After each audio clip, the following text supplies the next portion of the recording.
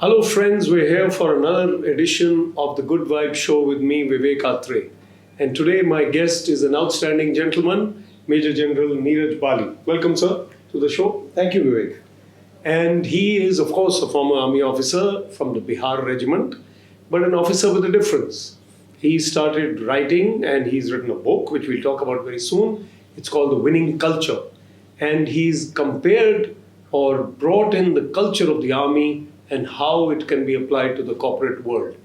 But sir, we'll go back to a little bit of early days and let's start with your childhood. This is a show which is about good vibes and peppy and cheerful stuff, and you are anyway a cheerful personality. So how did it all start, your journey? All right, so the bulk of my childhood in a middle class family, like most of us are, was spent in Chandigarh. My dad was in the Punjab Wireless Police. My mom was a teacher, always was. And that's how I started out in the DAV school, right here in Sector 8 in Chandigarh. And absolutely no clue about the army, no lineage, no thought ever of joining the army. I was in school's so-called best section, which meant academically I wasn't terrible. But also playing cricket. And playing cricket. The great Kapil Dev, if I may add. Kapil Dev was also in the same school with sir. He was in the same school with me. No, I was with the same school with Kapil Dev. Let's put this correctly. And so I was a medical student and all set to be a surgeon probably. And then, I believe that some of the life's most critical decisions are taken when the amount of information you have or the ability to perceive you have is probably minimal. And they have the greatest bearing. Who do you marry? Which college do you join? What profession you take? And I was not an exception. So in my case, my physics teacher, Mr. Chaudhary, who still lives here in Sector 8, one fine day he said in Punjabi, he said, "You will look pretty good in a uniform." What did he say in Punjabi? Can you He said, "Tu na vardi bada changa lagega." And I presume I must be having some lingering thought that maybe I'll look good to girls. That stage that's of a life. given. That's a given because, and then when you're a boy who's never spoken English, and you don't fancy your chances with girls unless you look good or you're wearing uniform. Anyway, so I walked up to a friend of mine, Sundar Singh Chikara. Two of us were in the same class since class 4, and I said, "How about it?" And he said, "Okay, it'll get rid of studies." And we went home, we got form signed by our parents, who again had no clue. And they thought it was that time of the year when everybody gets a little rush. Kardo sign. So that's how it started.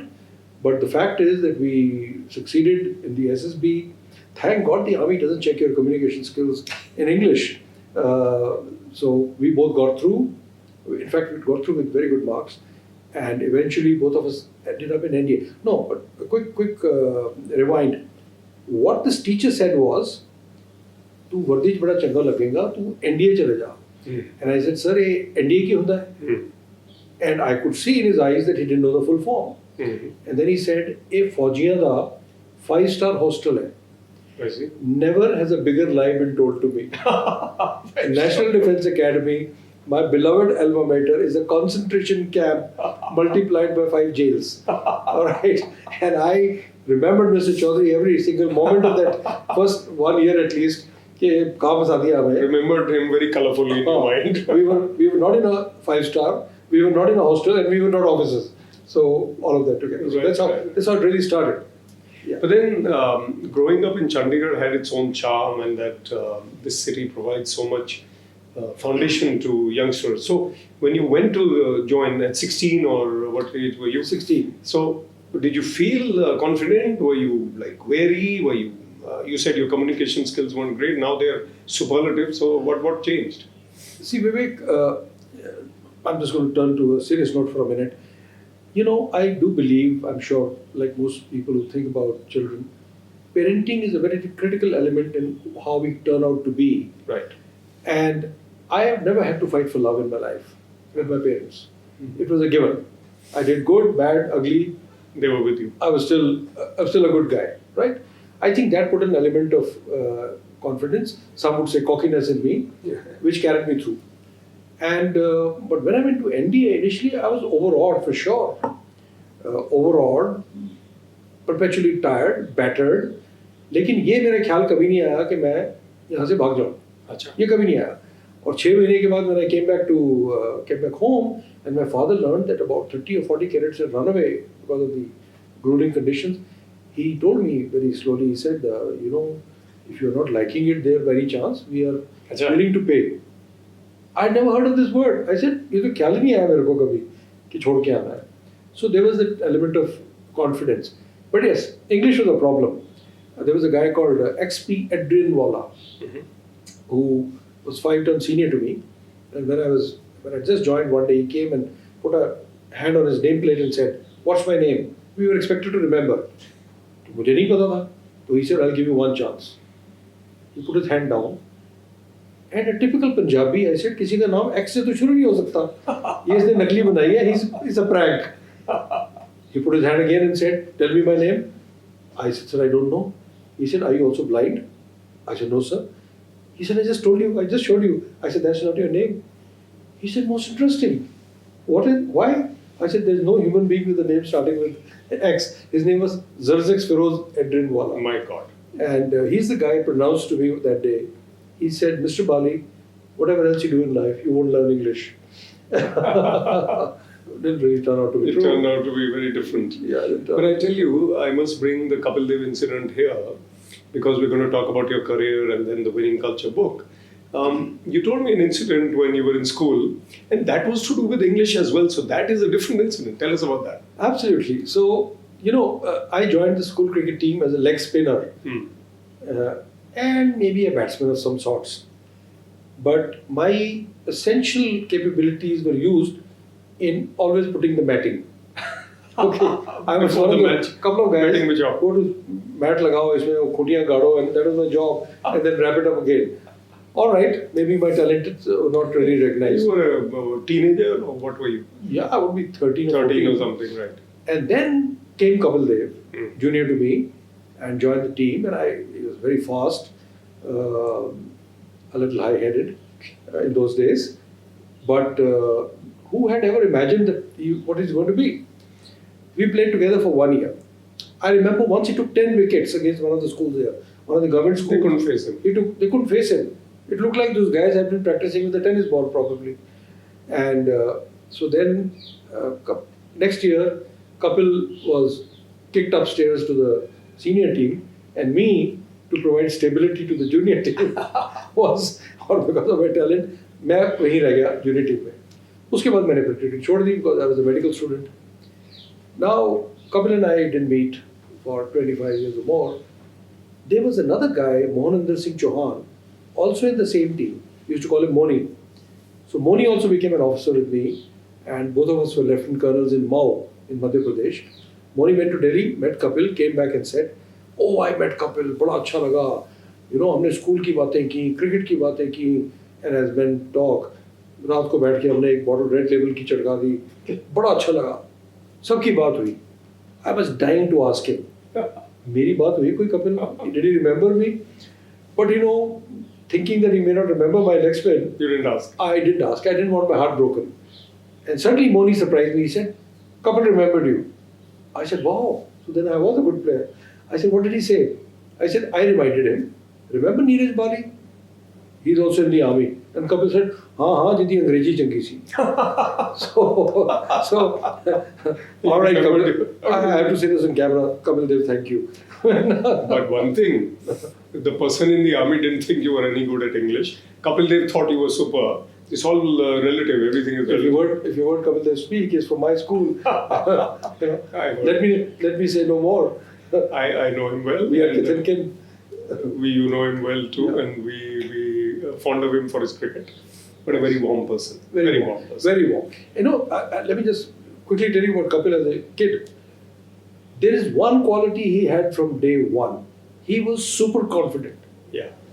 He could have shaken the hand of a queen mother even as a youngster, right, without batting an eyelid. Mm-hmm. I like the expression because batting an eyelid or bowling an eyelid. Bowling an eyelid, absolutely. He was super confident. Super confident. So that's what. Coming to your career, so now it's a very difficult thing to encapsulate in a few minutes. But how would you, and it's a challenge for you to do so now, from day one to the day you retired, summarize for us your army experience. See, firstly, on a personal level, one thing that I hold in my own favor is I've got better every year. I started out really at the bottom of my course in the NDA. I was a struggling cadet, failing here, failing there, in subjects or in physical tests and stuff like that. And gradually, by the time I reached IMA, I became a senior under officer. And then from there on, things got better. As far as my experience in the army is concerned, it'll sound like a cliche that, if I had another life, I would again join the army. That's a given. That's a given for most of us. But truth be told, deep inside, I never really thought I was a quintessential army guy. I didn't think I was meant for the army. And, you met my wife the other day. Yes. You talked to her in detail. She will tell you, practically every year after our marriage, I would say, this year I'm going to quit and I'll do something else. And my whole family used to say, ये साल का वो time आ गया जब ये बोलते हैं. In 2003, I went to US to study in a think tank sent by the army. And I actually applied in several universities to quit the army, become a professor, to teach, to read, to teach again. And I got accepted, but then for some reason I didn't go. Now the summary of this experience, as you asked me, as an infantry officer is, there are some great blessings when you are an infantry officer, particularly.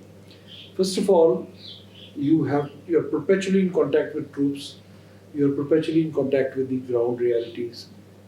So you're not sitting in some ivory tower and weaving some theories. Secondly, you don't have one boring day in your life.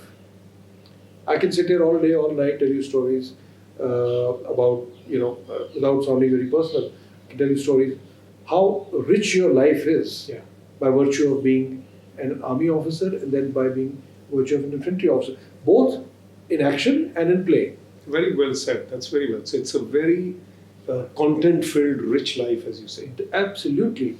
I often tell people that one template that you must think of your life when you look back is that when you are 65 like me or 70 and your grandkids ask you, Dadaji, what did you do? Or Nanaji, what did you do? You should be able to say something meaningful. Or would you say, Maine kya kiya? I used to go to the office and then I used to open a tiffin and I used to get back.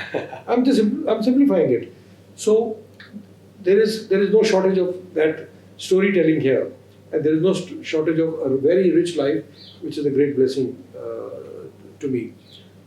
But really, the moment I want to recount to you is the years when I commanded a Rashtriya Rifles battalion in Kashmir. Yeah. You see, we can talk big about leadership and blah, blah, blah. But deep inside, I don't think any of us is clear till you face the situation. And when I was traveling to Kashmir, I was thinking, is it going to work? Or are you going to be found as a fraud? You've been talking about leadership and blah, blah, blah. How is it going to work actually? Right. Because now the testing time. The rubber must meet the ground. How many militants will be killed by a unit? How many men's lives will be lost? What will you do as a CO? How will you command them? And I was commanding a motley crowd, which had come from all the battalions and armored corps. So they didn't know me, and I didn't know them. When I landed there, a very wise brigade commander made a remark, which is the last thing I'll tell you about this tenure. And he said, I don't know whether you'll do good or you'll do bad. But one thing is clear. At the end of this tenure, you'll discover who you are. Right. Okay. Well said. What a wonderful thing to happen where a man discovers himself. Well said. Right? And that can only happen when you've been put under a lot of pressure, a lot of stress. And I had 3.5 fabulous years of stress, of anxiety, of uncertainty, but also of remarkable success.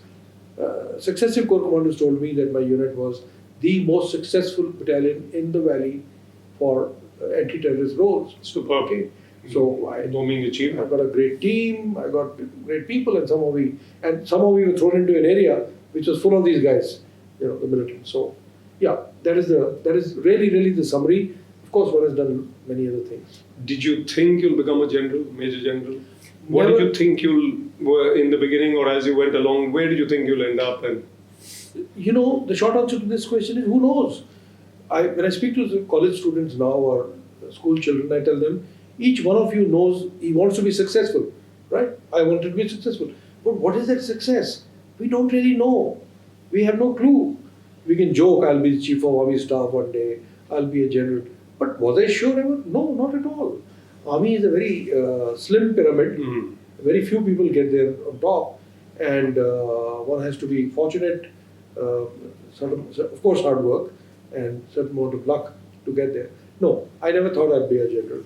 now we are coming to the meaty part of the winning culture of the army. And can you describe for us why you thought of writing a book on the winning culture of the army, which can be applicable to business, other organizations? And what is this winning culture? Yeah, so when I retired, I had a single point goal of never retiring, which is what I've kept up. And you joined another organization the very next day. The very next day, which happened to be a Sunday, May Day, Maharashtra Day. Much to the surprise of the chairman, who said, "Why would you do that?" And I said, "I don't want to break its service." Anyway, having been CEO of a rural education society with 92 schools and colleges and 42,000 kids, and then CEO of an engineering company, and I'm not an engineer, with 100 mega projects like railways and smart cities and tunnels and so on and so forth in India and abroad, I discovered that practically everyone is conscious that culture is important and it needs fixing. Right. In some form or the other. कोई बोलता है हमारी responsiveness नहीं है, कोई बोलता है हमारी accountability नहीं है. Employee से बात करो, सर यहाँ तो politics बहुत ज़्यादा है, यहाँ तो लोग gossip, whatever they say. Everywhere. But really speaking, it is my understanding that very few people know how to really go about fixing. And simultaneously I thought, how did we do extraordinary stuff? We did because we were all flowing in a river called the culture of the army. Army has a distinct culture and a very powerful culture. Outstanding. And it takes you in a certain direction where many ordinary people like me, faced with even personal peril, do extraordinary stuff. And that's your humbleness. No, that's a fact. I'm very clear about what I'm saying. So that, and really the trigger point was when I went to IIM Ahmedabad 2017, delivered a talk. One young lady got up and said, "You guys come from the same background as us. What makes you guys so different in the army? There is no bonus at the end of the year. There is no extra money for getting shot. So, आप कैसे इतने बदल गए?" The answer is culture. And that really got me thinking that I probably could write a book. But the reason why I really started is different, and maybe I can talk about that later. And the book which is displayed here, The Winning Culture by Major General Neeraj Bali, was launched by General VP Malik, former Army Chief. And there are instances in this of the Kargil War, of IPKF in Sri Lanka, and Field Marshal Sam Manekshaw. Would you like to relate one or two anecdotes from the book, sir? All right, so many of these anecdotes, Sam's anecdotes have become, legendary. But we must hear one maybe. We must hear. I can tell you one from the book, and I can tell you once when I met him. Maybe let me start with with the time when I met him. Sam came to deliver a talk in Staff College. It was a classified talk, and it was supposed to go for an hour and a half. It went on for about 2.5 hours. He didn't take a break. He didn't have a script. He stood in the center of the stage wearing a uniform, an old man, and he spoke fabulously. I mean, the things he said were, some of them were, let me tell you one. He said, I didn't like the defense minister, Babu Jagjeevan Ram. He's written about it. Yeah, and he said, the two reasons. One is, I don't think he was honest. And the second is, he couldn't pronounce my name. He used to call me Sham. So he had a funny thing going every time. In a party, when he came to us students in the party, and my wife said, "Can we go and meet him?" And I said, "Sure." So we walked up to him, And he asked my wife, "Where are you from?" She said, "I'm from Chandigarh." He put an arm around her waist and said, "Every woman that I meet from Chandigarh, every young girl I meet is beautiful. I once went to a college. Every girl who came to take a prize was more beautiful than the last girl." He said, "And then I went out for tea and I met their mothers. They were like Majah, buffaloes." He said, "What happened to you young girls? Why do you put on weight?" So you couldn't suppress him. Sir, you could get away with that. You and I can't get away with Oh, such you statements. bet. I can't get away with that in my house. You forget about But it. just to interject, this point about the ladies, he was very, very charming. And he would say such things. He would say things like, the General Malik on my show came up with an incident where Field Marshal Manekshaw said something to him that you're a coward. And on the Good Vibe show, General Malik related that. He said because General Malik did not talk to some lady or praise her or something, you should have gone and talked to her. Something like that, because your wife was present, something like that. Absolutely. Yeah. So he was really wonderful. I mean, just to be in his presence was a blessing. But if you were to ask me another story from the book, Yeah. let me tell you the power of storytelling from this story. I'm quite certain you haven't heard this. Two Rajrif attacked and captured Tololing. It was done at great cost. And very rightly they felt that the war is over for them and now somebody else will, take on the next attacks. But a few days later they were told, no, you got to go and capture a thing called the Lone Hill. The attack was led by a guy called Major Saxena, now a brigadier. When these guys started climbing, Lone Hill was completely bare slopes. It's hardly a slope, it's actually a vertical wall. And as they approached it, they found that they couldn't make headway. So one young captain, a Naga, whose name even I can't pronounce, and nor could the two Rajrif boys, they used to call him Nembu Sahab. So Captain Nembu, Mahavir Chakra, decided to lead the way. And he was a Naga, very hardy. When he started climbing, there was ice, so he took off his shoes and threw them away and slung his weapon on his neck, which meant he couldn't fire. The 5 or 6 Jawans following him did the same thing. What the leader does, he took off their shoes. They managed to get quite close to Pakistanis. They inflicted some damage, but unfortunately all of them were killed. Now, Mohit Saxena is down below with the rest of the party trying to make his way up. And Pakistanis did something amazing, or not amazing, something horribly amazing. They started rolling down boulders. Imagine this. It's a pitch dark night. All you are hearing is a gar gar gar gar sound. And then suddenly, some Jawan is disappearing. And another guy is disappearing. And these guys are being thrown 200 feet below. Somebody's got a broken leg, somebody's got a broken hip, somebody's got a broken shoulder. And Mohit says, I could hear guys cry in pain. I could hear some guys, calling out for their moms. It was that bad. So Mohit called up his CO, and the CO said, I'll send a few more guys. He was left with probably a handful. So they went down and they started injecting morphine and to, make them alleviate the pain to some degree. And then when Mohit was telling me the story, all these 23 years later, there were tears flowing from his eyes. He's a brigadier. And he said, sir, I felt helpless that these are my men, these are my kids, and I can't do anything more for them. What else can you do? And it's pitch dark, you don't even know where you're looking. Here is the important part. I asked him, what was the thought in your mind? Tell me the thoughts at that point of time. Right. You're a young major in 30s, you're standing in the middle of nowhere, people are dying. He said, sir, the only thought that came to my mind is, whenever in the unit we have a conversation on the bar, in the mess, during a bada khana, during any function, one thing is always said, two Rajrif has never lost a battle in 175 years. And he said, I said, it's not starting with me. They climbed all the way up, they still attacked, they still killed everybody, they still captured Lone Hill. And I tell this story with one great lesson, not only of leadership and motivation, is the power of the storytelling. Absolutely. You can put stories in the people's head. Yeah. I don't know why corporate sector doesn't collect more stories Yeah. about their successes, Yes. about the great things they've done. Not as dramatic as this, but great successes they scored. They inspire. You get some more out of your You get inspired. people. So storytelling is a very powerful, and that's why this book is. I mean, you've seen this, is nothing but full of stories leading to insights. In fact, that's what I was also saying at the book launch, that the winning culture is, I mean, it's very difficult to define a culture. You did it so well. There is so much of meticulous detailing, there's so much of punctuality, there's so much of discipline, there's so much of do or die, and there's a lot of camaraderie, bonding, everything is there.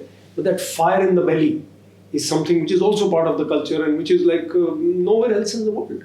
The Indian Army is an exceptional army, and it's something that you have brought out very well. And rightly said, because I'm also a speaker for corporates, they would do very well to encapsulate stories from their own successes and Absolutely. share them. Absolutely. I mean, the argument for anytime I speak to the MDs and CEOs, sometimes they say, "Sir, it's a great idea, but you know what? Our people, we have a transient population. कोई 2 साल काम करता है, कोई 3 साल काम करता है. So what? Your company is permanent. Have a reservoir of stories. Repeat them wherever you can. Yes. Talk to people. It puts a modicum of pride in your heart that you belong to a company which once won an order against all odds, for example. Absolutely. Which beat the competition Absolutely. against all odds. And get stories from Warren Buffett, Narayan Murthy, J.R.D. Tata, all from the industry. Absolutely. From the army, from Usain Bolt, Virat Kohli. Anyway, As a matter of fact, in the last chapter, which is on how to transform your culture, which is purely corporate, there's no army mentioned there. yeah. I have taken case studies of Indigo, of Arvind Fashion Limited, and a thing called Megamart, which is now changed into something else, where there are amazing stories, where people, young managers have done stuff which is, remarkable and outstanding. I don't know why that can't give you pride. No, I think your book will go a long way in that, sir. Now, what is your life's philosophy, and what would you tell a younger version of yourself or the youngsters of today to follow and maybe not follow? I have come to the conclusion, if I may call it the evening of my life, that one of the first things we must do is we should remain authentic. Whether we are good, bad, ugly, we must remain authentic. We should say what we really believe, Right. and we should. It's an unnecessary burden we carry, especially in our society, of saying things for effect, of not being who we are, and it's completely pointless because everybody else can figure out, right? Be authentic.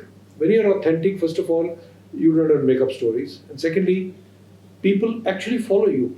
You look at the bosses. Some of the bosses who are perpetually angry are preferred to bosses who are moody. Who you can't make out what is he thinking. He's certainly good, he's certainly bad, things like that. So, first of all, absolutely be authentic. Second, your fears are your worst liars. Yeah. I want every youngster to inscribe it in his heart. Your fears are your worst liars. Liars. Look back at your life. How many things you worried about as a school child, in college, did they come true? They didn't happen. They don't happen. Life has a habit of slapping you somewhere else. That doesn't matter. That is the two. And the third and the last thing I will say is, don't overstate the element of luck. It's really an overstatement. Luck is nothing but being prepared. People who are prepared, they seek opportunities, they see opportunities, and they score opportunities. And everybody else in the world says, "Bada lucky hai yaar, wo to bada lucky hai." नहीं, luck से इतना नहीं होता. You're right. It's overvalued.